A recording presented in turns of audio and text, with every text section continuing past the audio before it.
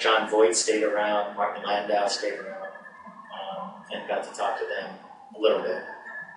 So it was a fun event, but I realized I probably was not going to make it. But I actually wrote 3 screenplays.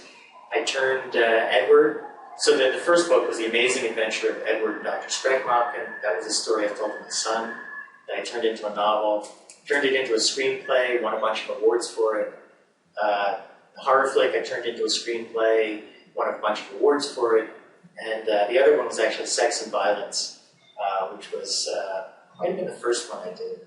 That was based on a short film I did, and won a bunch of awards for that.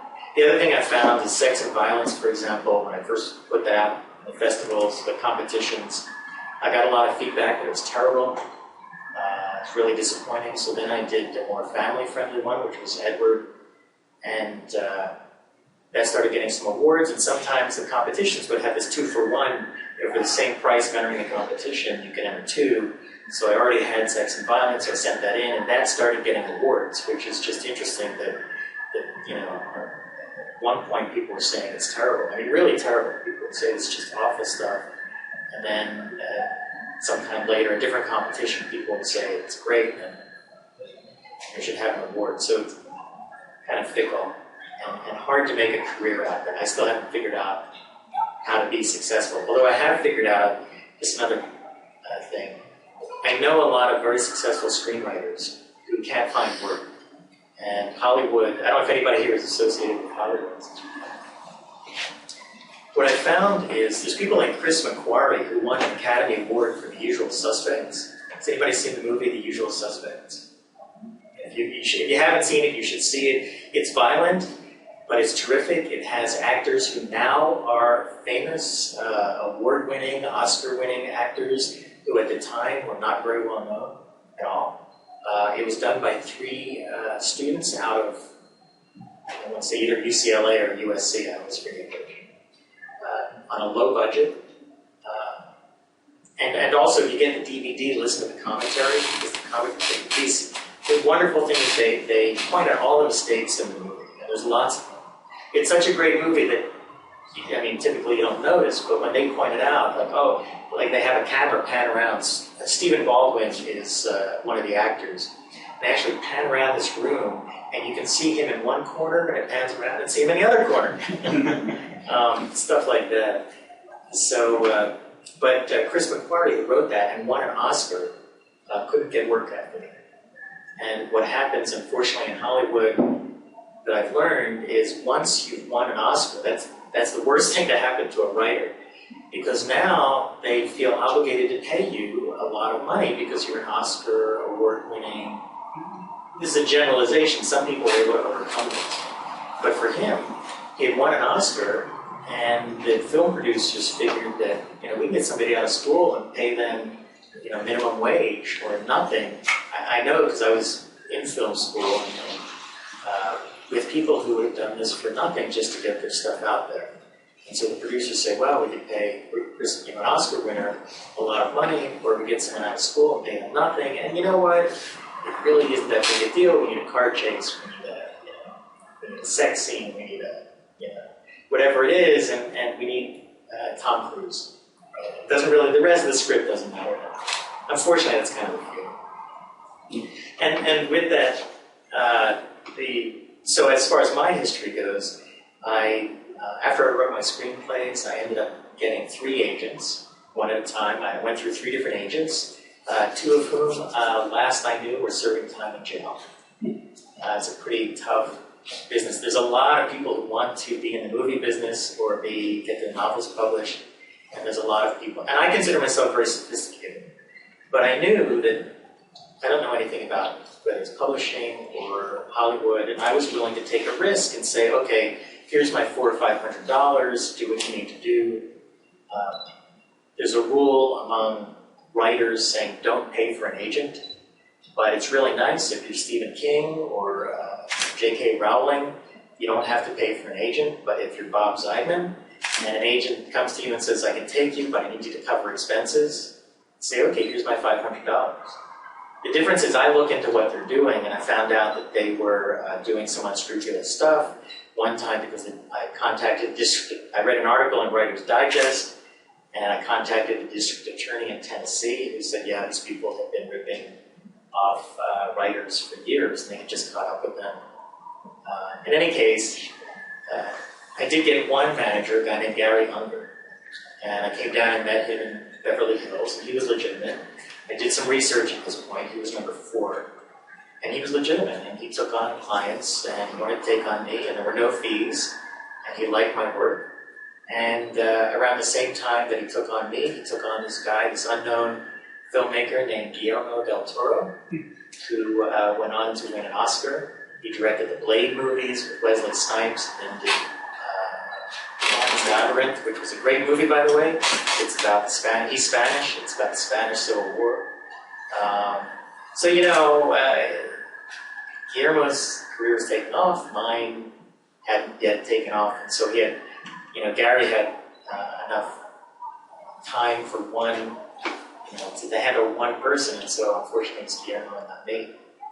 So, I kind of put my writing career on hold for a while. People always, they still ask, when are you going to write your next, what are you working on next? And I always swear I'm never going to write a novel or a screenplay again, but then eventually something hits me and I feel like I want to do something about it. And what started me thinking again was the 2012 election. I was concerned about where our country's going. I was concerned about a government that was doing a lot for us and that we weren't required to do very much ourselves anymore. I was concerned about political correctness getting out of hand. So I thought, and I've been thinking about this for a long time, so I decided I would, my goal was to write a novel, get it out there before the election, and influence voters so that they voted the way I wanted them to. It didn't quite happen, but you know, I also thought, one thing I found is that if you write a novel like Horror Flick, which is about old movies, and I think it's a lot of fun. I mean, every time I read it, I still like it. Everybody who's read it tells me they like it. I think they're being honest with me. But, you know, there's no incentive for people to purchase it. I mean, because there's a lot of novels they can pick up that are a lot of fun. So I thought, well, if I have something that has a meaning to it, that has a message to it, that was fun but had a message. And I had just gotten done reading Atlas Shrugged. I don't know how many people have read Atlas Shrugged. And from my point of view, I loved the message of Atlas Shrugged, and it frightened me a bit.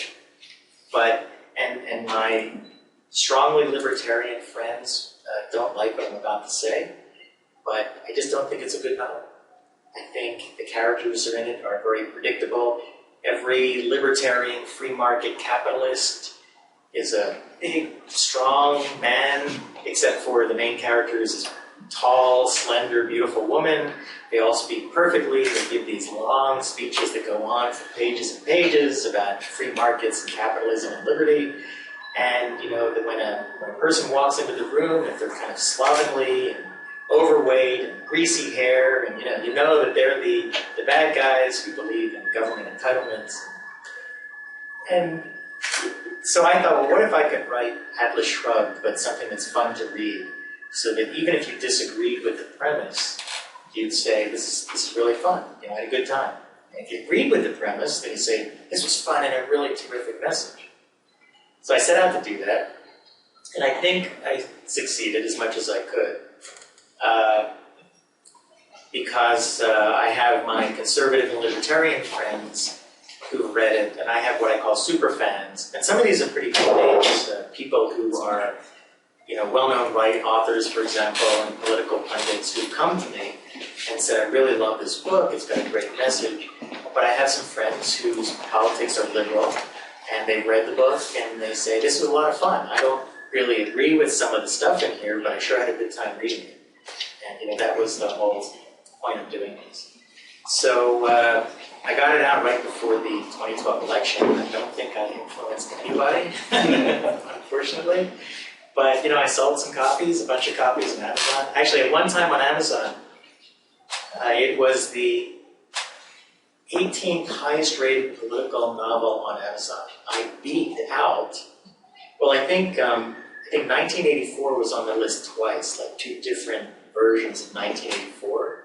But I beat out one of those versions. I think I beat out some other big name. I mean, I sent it all around. It was pretty cool. I don't know how they measure that. I'm not going to ask. But so that was pretty cool. People thought that I outsold the novel 1984, and that definitely did not happen. Because I would be probably speaking to a bigger audience at that time. But so one thing I did is that I told you that I outlined the whole story, and I knew exactly what I wanted to happen. I knew what I wanted to happen in the end. I wanted the main character to be a character who believed in the government. He worked for the government. The government is good. The government does everything for you. The government takes care of your life. And he was a repudiator, somebody who, in this alternate universe or future world, people have free speech rights. And so they can get on a corner and talk about liberty and freedom and the Constitution and stuff, but the government's job is to make sure that the other side of the argument was always heard. So that's what the repudiator did. When they found out somebody was giving a speech about something, the government repudiator would go and give the alternate, stand right next to him on the street corner and give the alternate. And that's what this guy did for a living, and he had his notes. And but the book starts out with somebody is giving a very pro-government speech. And he now has to repudiate it by giving an anti-government speech. And basically his whole system goes nuts because there's nothing in the database about what he should be saying, so he has to wing it. And the whole idea is that he says, he has to start thinking for himself, and he realizes that some of the stuff he's saying makes sense. That's where I wanted to start. By the end of the book, the end of the novel, I wanted him to have a realization that government should not be taking care of everything for you. So when I wrote the book, I had I wrote the whole book, and he had gone through this transformation by the end of the book, but it was an intellectual transformation. In other words, he knew intellectually why, because of all these crazy incidents that he goes through, why he felt the way he did. But he didn't feel it emotionally, and it bothered me. I kept looking at it, and I thought, to me, and I think to most readers, an intellectual change is okay, but it's an emotional change that really makes you think deeply about something. So, my wife and I were going up to Walnut Creek to visit some relatives up there. And it's about an hour drive from our house in Cupertino to Walnut Creek. And I told her, I said, I need to fix this. I need to have some kind of emotional change. And I said, all I need you to do is kind of listen to me talk. I'm just going to talk and talk and talk until I come up with an idea. And so we got in the car, and she said, well, why don't you have this character and have that character have this relationship with the main character, and then he can do this and this and this. And I realized that in like that 1 minute she had solved everything. And what I had to do, though, is I had this outline, and I had to introduce a whole new character. The character had to come somewhere near the beginning. In the very beginning, there needs to be some kind of hint of this character existing and a relationship. Towards the middle, you start, actually in flashbacks, you start finding out the relationship with this character. Towards the end, there's a major event that occurs, a very emotional event. And then, so intellectually the character changes, but also emotionally the character changes. So I still had this outline, but because I had an outline, I could go back and say, okay, I need another chapter here, another chapter here. I need to rewrite this chapter. So I still had this outline from beginning to end, but some people think, oh, you're tied down. But what I could do is I could change it all up and insert things and delete things. And it worked out great. And I always think of the scene from My Cousin Vinny, if anybody's seen My Cousin Vinny. Great, great movie. At the very end where Marissa Tomei has solved, what's his name? Joe Pesci's problem, and those are the actors, right? She solved this problem, and he's really upset because she helped him win his case, his lawsuit. And he's upset, and she says, oh yeah, you're going to be upset with me because you're going to win case after case, and you're going to have to thank me every single time. And so that's kind of, my wife and I talk about that. I'll go write a novel after novel, and I'm gonna have to thank her. She'll figure it out the hard way. But, so with that, if you want, I can read a short chapter. I'll get a flavor of the book. Oh, and let me, I wanted to add that. I guess say this before I read the chapter. You'll see more of it when I read the chapter, but on the plane over here, there's an organization that we've been supporting, a nonprofit called Math Counts. When I was in high school, I was on the math team at my high school, and it was a real big part of my life. Not only the competition, which, I sometimes won and I often lost, and caused me a lot of emotional pain when I lost. But it was also a big part of my social life, all these math people, hanging out with them, going for pizza. The teachers were terrific. Actually, a really great part of my life growing up. And so we decided to support this organization. Interestingly enough, coming over here, I read their latest report, which says that they're no longer emphasizing competition. They have random drawings for prizes. They give out awards for attempting the math problems. This is a national competition. The thing is, when I entered, there were national competitions when I was in high school 40 years ago. I was one of the top students in the city of Philadelphia, among the top in the state of Pennsylvania. And there were worldwide competitions, the Math Olympiad, where you had to qualify to represent the United States. I couldn't even qualify to take the qualifying exam in the United States because the problems were so hard, and there were students who could solve them. And to me, that never made me, I felt bad, but I felt bad because I thought I wanted to work harder to get to that stage. But here in this math competition thing, they say, they give awards to making videos on how to solve math problems.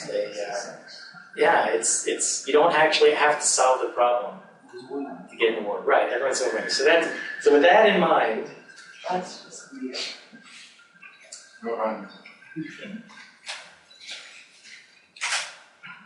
let's take one more sip before we drink. It's kind of funny also because they talk about Chicago in this. I've been to Chicago a few times and I really like Chicago. But one of the reasons that I like writing novels, I also write engineering books, and for those, I have to do a lot of research, double check my facts, and I really don't want to be wrong. And I always think, I'll write a novel because I can make up anything. It's not wrong because I make it up. And then I just decided to put this one scene in Chicago. And I found I had to do research on Chicago because I kept thinking, well, does this street intersect with that one? And, what were the, where were the blues places located? I knew they had blues joints in Chicago, but I really should, I want to have this connection. So I ended up doing a whole bunch of research, which I didn't want to do, but. Rami called Imelda from the open front door of the towering Gothic house in East Chicago. Rami, time for dinner. She walked back into the house. The limos would be arriving soon. Next to the great house was a fenced-in lot where little Rom Automatic and his quote-unquote friends played. The lot had once been the location of the famous Club Lucky. During Prohibition in the 1920s, it was home to blues music and quote-unquote secretly served alcohol. It was one of Chicago's poorest kept secrets, and it was one of those establishments in the city where race and class mattered little. Everyone could enjoy a drink and the slow, sultry jazz of such artists as Duluth Curry, Winston Harcourt Brace, Esmeralda Big Easy Bigelow, Lonnie St. Gerard, and Gretchen Smooth Schooley. The atmosphere was darkly lit and smoke-filled as you would expect. It was noisy with the sounds of murmured confessions, cheesy pickup lines, clinking glasses, loud arguments, and not-so-occasional profanities. But when the music started, all sounds stopped to listen. The haunting magic of that music soothed the savage and refined breasts. The police never raided Club Lucky. There was no need. They knew the place and often spent hours there after duty, before duty, and